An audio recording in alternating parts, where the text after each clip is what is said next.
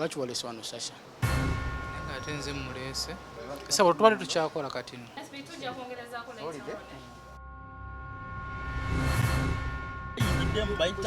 Nzebaleko Sebu, nze Sasha Brighton, ndi muyimbi. Omwami ono amaze ebbanga nga anfukidde ekizibu. Anvuma ku social media, anthreateninga, okitegeera. Nzize munoonyereza, tumutrackinze bano basirikale. No, SB4, tugende ku police station, tujja kubimalira ku police station.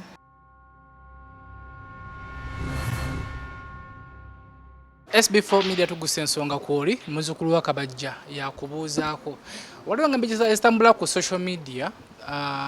sometimes tutera okutayeyingizaamu naye leero ngambya kanoonyeeko omukulu ono kuba ebigenda mu maaso mukwano gwange n'omukulu wange mbadde mumanyi though ye abadde ndowooza tamumanyi muganda wange gyebaleko ssebo kali ssebo nejebale buzibu ki obuliwo obuzibu obuliwo kasoke neyanjuli amanya gange bampita Kisitu Derrick Macintosh ngera ngenkosa ku Facebook wa buli kimu ate era nga ndi online promoter nga nze era chairman ate founder wa team Sasha Brighton yes mbadde ne Sasha Brighton ebanga deni okuva ndo yava mu New Eagles kuba by the way yali kyali mu New Eagles nasimanyi nti ye Sasha Brighton kale nga mpulira oluyimba so lucky nga ndwagala nnyo ngene jajja wange alwagala kati bwe yava mu New Eagles kwe kutegeera mu Sasha Brighton kuba bulijja abadde yalinga mukwano gwange ku Facebook nenga simanyi nti bwe yayimba eze nnyimba kati with the time we became friends ne mugamba Sasha mbadde njagala kunteekako njagala kujoininga tiimu eyo yaki ya WhatsApp biki ebyo nangamba Derrick nganze timu jembadde nina yagwa abantu bali tebamanyi kukipika ekintu konze Sasha nze ebintu bya social media mbiruddemu ndimanyi bulungi nze creating WhatsApp free of charge nga kuba kati obadde mukwano gwange ndimuka kanji creating wene terigwa paka mpozi nga gwagikoze ki ogisudde era from that time up to now ne kakati era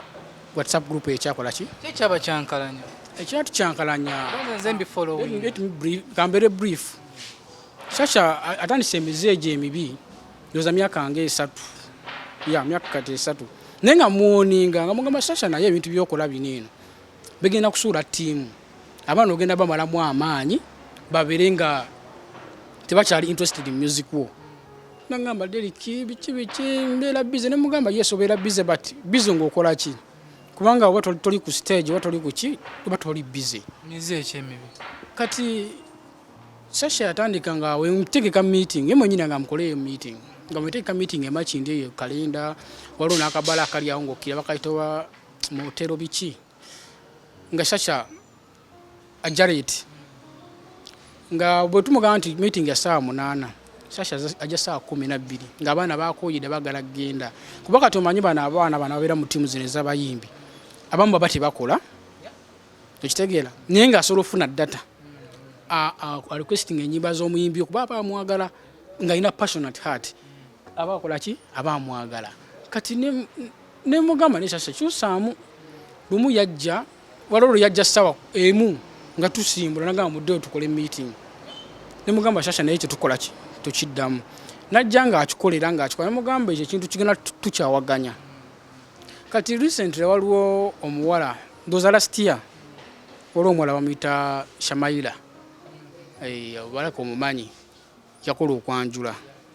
ne tukolanga meetings ne tusonda sente biki naye ali mu tiimu nga naye ali mu tiimu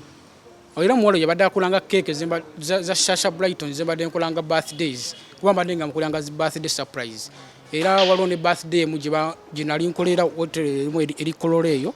bangoba for some things ebya going wrong after the birthday bangamba Derrick we have terminated your job genda todamu n'okulinnya waneeno nze ne ngamba wadde bangobye kasansegaza naye byava ku Sasha era kale waliwo ebya going wrong after the birthday kale waliwo abamawuli bye bakyankalanyaawo kuba bamole baali bangi kati management nengamba Derek twali tumanyo lita abantu batono nina abantu boleese mutwago ne ba customer kerere badde nyingi ne bangoba kubanze nalimba supplying ebintu biya bichi kitchen staff ne bangoba nenchita nengamba okay kastanza gaza Sasha wange kati omubwalo lutandika utwakola okwanjula mbona nampa egundi invitation nangamba Derek bawadde invitation nge ya group nkuwadde ne yashonga nani ne Sasha nenkubira shonga ne mugamba nangamba neze de sijja sobola nenkubira Sasha nangamba nze nja kubeerawo nengamba okay ne mugamba ne eguni zagikola ki zagirine yokwanjula nangamba no worries kati netuka ku dide yokwanjula twatugenda kwanjula kayunga awo Sasha ne mukubira simu from morning ngamanga Sasha banange tulina okugenda Sasha nangamba Derek emoroka yange eri muki mu garage yetage emitwalo aga ana nangamba Sasha tofusubira ntono omugola asobola okuwa emitwalo ana esawa zino ali fixed era ne mukubira simu tasobola kukola ki kwata abula kye tuba tukola let me hire a cab ekutwala oyimbe oveeyo era ekugjeyo okitegeera Sasha nangamba sitambula nga sirina shonga ne mugamba shonga yagenda mutwala kuyimba nga wa team yes nga team kuba omanyi bana bayimbi tubakolera ebintu nga tetubasaba sente wabula naffe tuba tufunye ekizibu oba oyagala omuyimbi wakole ki alage passion alage nti naawe kyobadde omukolera kikola ki it is valued nangamba Derek nze sigana nga sirina ki nashonga ne mugamba okay kale tuwali buzibu tugenda kati waliwo Mary Butter omumanyi ndowooza Mary Butter danga naye kale yize n'oyo omwali tuli mu tiimu ye Mary Butter yavuga emmotoka kuba kijikali avuga kawundo yavuga emmotoka ye najja in time nga n'omwali tanafuluma Mary Butter n'ayimba ndowooza ayimba ennyuma nga 20 kati kyekyo obutajja ku mukolo ku kyekyabacyankanya ne Sasha kyatucyankala anti nkujjira omanyi zibadde events nyingi yes ebitukyankalanyiza kati ekino kibeerawo abaana ne banyiiga nimba ne make sorry nga netukolera ne meeting ne magamba let's leave that ekyazeeko kyabadde ekyaddako kyali kya tata wange yes yafa rest in peace yalwala sukaali nalwala ebbanga nno nga liwera ng'abaana era bakyogera mu group daddy wa chairman mulwadde nga ne Sasha akola ki akimanyi mutadde mulwadde daddy bali bamujjanjabirawo nankulabye ne mugamba Sasha nankubirako essimu actually room nangamba Derek how's your daddy bichu nangamba tata mulwadde naye simanyi nangamba okay kati tata ne bamu transfer ne muzze ensambya ne tubeerawo just ka week kamu ne bagamba tubajja musoba ne mutwala ekiruddu by then Sasha alabira salama okitegeera nabiro manyiwo yes kubanga twali tuweerezayo zi pizza kati Sasha abaana bajjanga ne bakyalya muzeeyi mutuma ne kungamba ne Sasha dalabira ne salama nga ffe tusituma ne ziboda ne ziva ebukoto ne ziyenzi muletera zi pizza kyagamba talina time esobola kujja kola tata wange ku bintu byemukoledde just nawamulako obulabi nalaba najja mu ddwaliro namulako obulabi kubanga bayimbi bujo babikola nengamba okay nesitatwala nga kikulu daddy namala nafa it was last year mu November last year in December nga mukaaga daddy bwafa abaana bakubira Sasha daddy wadde likafudde daddy babiranga bamukubira alize nembeera omanyi bw'ofiirwa obeera so confused obeera frustrated bikimu oba toyagala kukola ki kukiwulira so waliwo omuwala bamutasha Mairo oyo yakola okwanjula ye najja mulumbe n'abaana bani bajja ne bagamba Derek katukubire Sasha tulawo basobola okujja sula mulumbe nabwataziika Sasha noza bamukubira samanyi byagenga wrong yes ne tugenda enkeera nga tugenda oziika abaana ne bajja tiimu yonna ajja kuba nalimba lindiddewa luka yawo nga tebamanyiiyo ne tugenda okuziika tuba tunatetuuka mu kyalo gye tuziika waliwo omuwala omu nga akwata essimu nga Derek Sasha yagala kwogera naawe Derek nsonyiwa nange nafiirwa muganda wa sister wange era ndi mulwadde ndina ku kitanda mu mutima muli ne ŋŋamba ddala buli we tufuna ekizibu Sasha naye aba n'ekizibu kiki ekigenda mu maaso tuffe tumwesibako nga ffe bafanzi tatwagala ne ŋŋamba abaana yatwali mu mmotoka emu ne bagamba Sasha ebintu byakola bino eno bigenda kuvaamu obuzibu abaana bagamba tumusonyiwe biki ne baga okay tumusonyiwe tugende netugenda ne tuvaayo ku lumbe ne tukomawo Tumalo zika muzeni tukomawo tubeera awo ne Sasha nga tufuna meetings nga kale nga abaana bemulugunya nnyo ngena mbera mu WhatsApp ne mugamba inbox nga ne Sasha bano mayiti bemulugunya ku byokola ngojja tugamba tupushinga ennyimba yes tupushinga ennyimba but abaana bagala balabe nti n'omuyimbi waabwe nabo bazzamu amaanyi bakupromotinga okitegeera mubimpimpi obuzibu kwamba nakomeko okugoberera waliwo post gye wakoze oba yesterday mugamba tojja muvaako kati mbadde nkyakugamba kati yes nitubeera nga tubeera ne meetings ne Sasha pass nga tuzikola nga twogera mini box nga bimunnyonnyola nga mugamba emizeeyo gyokola gijja kuvaamu obuzibu timu ekole ki egwe Sasha ngamba naye Deriki nawo bimanye ebyange nze samanyira kwogera biki bine mugamba nze nkubuulira kati ekyabadde time bomb yabadde ya muganda wange yafudde Ozil kyamanyi nawe wamala nga postinga ba Spice Dana bani Ozil bwafa wafuna accident nze nali ne mukuvuga actually nga najendaga nesanga ko missed calls nyingi kuba badde bamayinze ono Ozil tuli omuntu ogu era ne group zona zendimu Ozil azikoze eki abazibadde kuba tuli kugamba simayina kuba yabadde ne vice wange kati mama parking zawe wa ekwakashia abana bangamba mutima gungamba ne lwaki tukubira ku sister wo assistant wange mukubira ngamba Derek oli dawa konze ndi kwa kashia nangamba toyina kizibu kyo namugamba tuwali nemugamba wategedde nangamba wategedde konze ki nangamba muganda wafudde kusi muganda wange atani ngesi bade na muradi nangamba Ozil wafudde nawunga nengamba kakati kyekigenda maaso nangamba ni waliwo bagamba nti akyali mulamu nti erubaga bagala kadde kaki kamu nimagamba nedda mujira mu organizing mujja musonda okusete ziriwo then nanga wenkola ki nga bwenvuga ngendewa erubaga mazo kuba gundi nchuka okwakasha neto yeri ngende rubaga addamu ankubira ngamba Deriki tujja rubaga jangu buziwa Ozil akoze ki afudde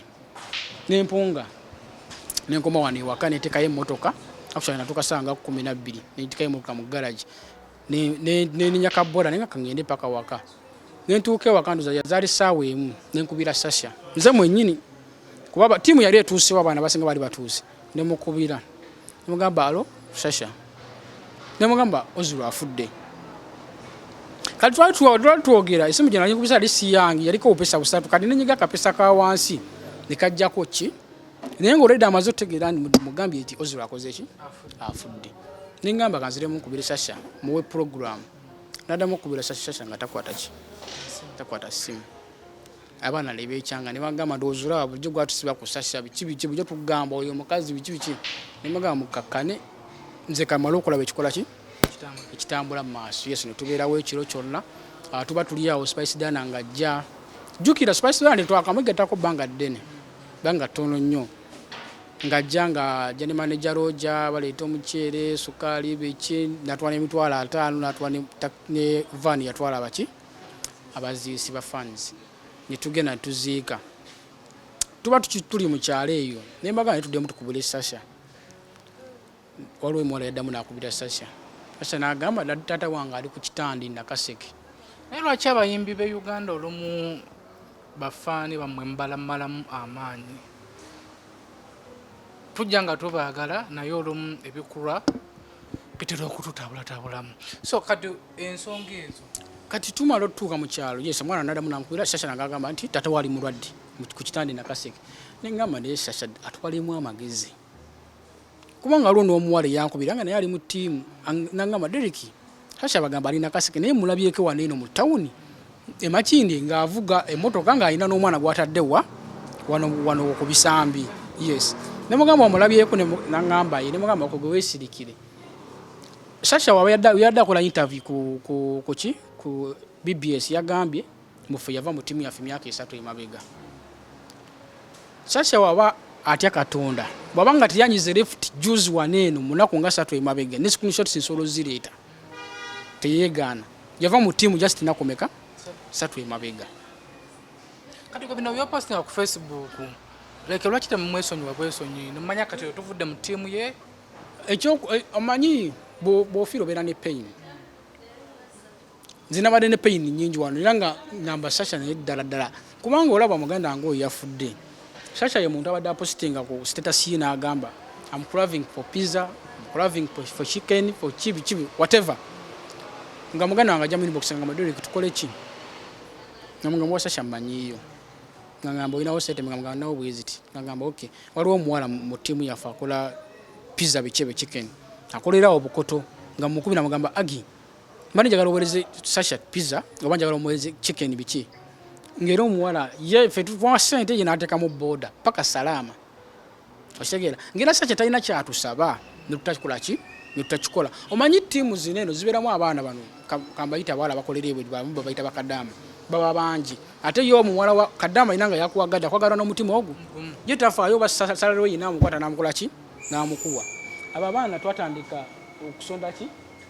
okusonda sente okitegeera twatandika okubeera awo nga Sasha agamba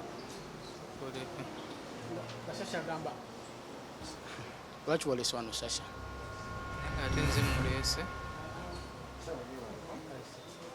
sawa tubale tukyakola kati no SB4 kuongerezaako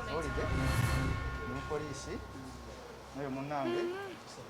ala nyanda balese wano mu motoka otambula mpolampola nga gyezaira it's okay bakama bange sibategedde ya police officer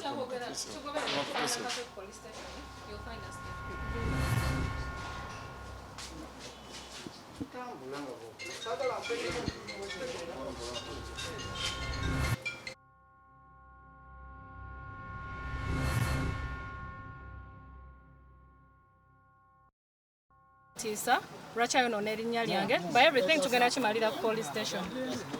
Lwaki temwasose kwogera mu ng'abantu? nze mbadde nteesa ekibadde Mutange katwe. kibadde kimumpisizza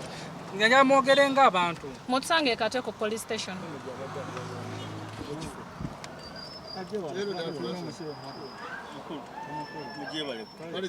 Bali njagala kutegeera ekiri ano bazze bayingiddemu bayita tiwogedde Zebaleko Sebu. Nze Sasha Brighton ndi muyimbi. Omwami ono amaze ebbanga nga anfuukidde ekizibu. Anvuma ku social media, anthreateninga, okitegeera. Nzize munoonyereza, tumutrackinze bano basirikale. So, tumufunye waneeno, katumutwala ku Katwe police Kama station. wange tusonyiwe. We are sorry about Manyi that. tubadde tumanyi muli bakasitoma kati omuntu bw'ati alina abamawulire Sasha mbadde nteesa ekifo nga kuba ekintu tukozesa muntu si kirungi mbadde nteesa No, osooke mwogere ng'abantu SB4 tugende ku police station, tujja kubimalira ku police station. Nsonyiwa okusazaamu interview yo, I'm so sorry about that, but tugenda bimalira ku police station. manager Okay, tusonyiwe thank you. mukama wange tubadde tumanyi muli bakasitoma manyi tosobola kasitoma Wa.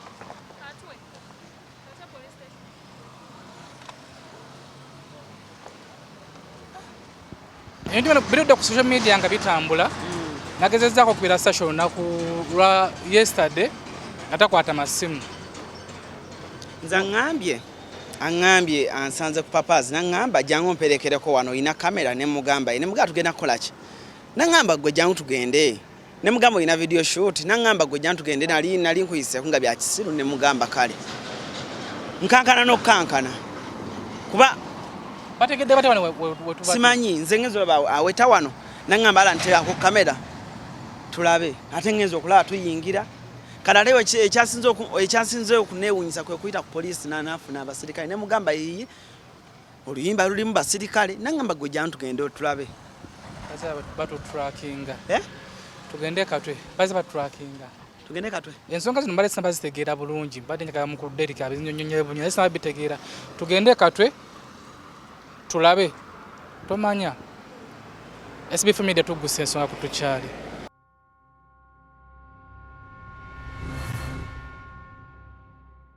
ariko SB4 MEDIA tugusa ensonga embeera yetuuseewo naffe kennyini tetunaba kugitegeera naye wala tugenda ku poliisi y'e Katwe gye batugambye naye nga Alani okoze kyamaanyi okungwera mu interview sigama nono olaba ekisinze okumpisa obubi Derek kungamba nti lwaki oleese wano Sasha sikitegedde muntuuseeko mutya bwe twali tujja mu motoka nze Sasha nga bwe nkubuulidde eri emabega Sasha ansanze ku papazi nga nina interview gye mbadde nkola naninda ne maliza nangamba jangu mperekereko ne mugamba wa nangamba gwe kwata kamera yo jomperekereko ne tulinnya emmotoka tugenza okulinnya emmotoka ne mugamba tugenda ku video shoot nangamba gwe linnya emmotoka jomperekereko ne tusoba ku police nafuna abofisa babiri ne mugamba video shoot yetagamu abasirikale nangamba gwe linnya emmotoka ojje tukole ki ojje tweyongereyo ne ninnya ngenza okulaba abasirikale bali ku simu bwabuuza munne omuntu akinza omufunye nti ono naye bwatuna ku simu bwafuna omufunye nono bwagamba noli bwakubira eri essimu mumufunye so ngenza okwekanga tuli kireka so mukutuuka ekireka ndaba mukola interview kyempa ngamba era ngamba Sasha nga tuyinga ne mugazi Sasha laki ondese mu bino okitegeera mwana bintu byenkanze kati nze waliwo post zenze Derek oyo mumanyi abadde team nnyo Sasha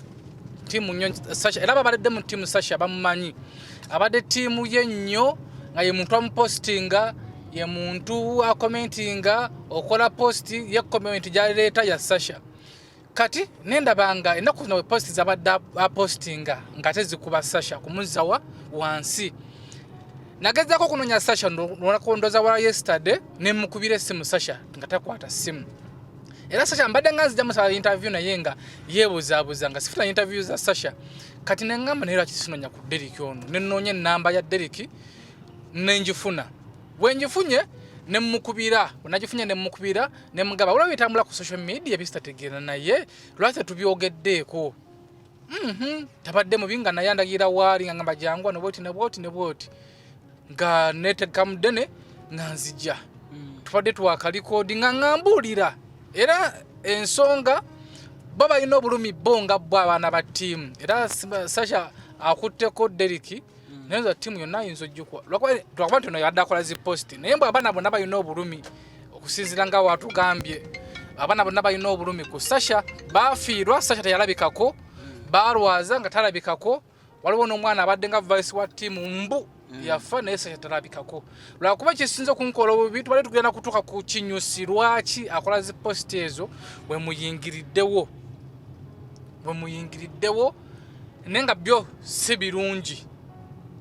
naye kino kikuwa kyakuyiga kigwe nga ofollowing omuntu oba nga oli faani we yes muyinza okufunamu obutakkaanya naye ate tekikwetagisa oba kumuvuma oba kukola ku Facebook kumuweebuula so Sasha agamba nti bamuweebudde zo tetundafuna ku saidi ye naye ku poliisi ye Katwe tulabe tutuukeyo atuwe ku saidi ye bamuweebudde batya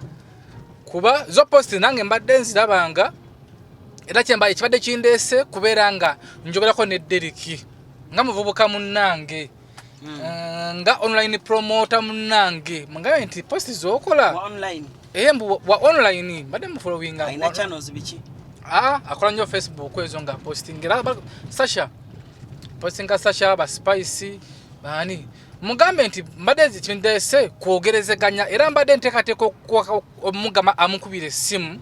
waba nga waliwo obuzibu bwonna beetonde naye ate kino ndabye nga tekiri ku level ndala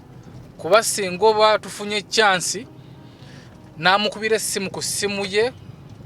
namugamba munnange Sasha kiri bwe kiti naye twawukane mu mirembe naye tekisobodde kubeerawo tulabe tugende ku poliisi tulabe ate wekigenda okubeera naye nga byo si birungi si birungi SB4 MEDIA tuguse ensonga kwoli twolekere ku poliisi ye Katwe tufune ku saidi ya Sasha tatandika okubeerawo nga Sasha agamba lwaki walese wano Sasha nga ate nze mulese sabo tubale tukyakola katino Sasha Brighton ndi muyimbi omwami ono amaze ebbanga nga anfukidde ekizibu anvuma ku social media anthreateninga okitegeera nzize munoonyereza tumutrackinze bano basirikale so tumufunye waneeno katumutwala ku Katwe police station. We are sorry about that. No, SB4 tugende ku police station tujja kubimalira ku police station.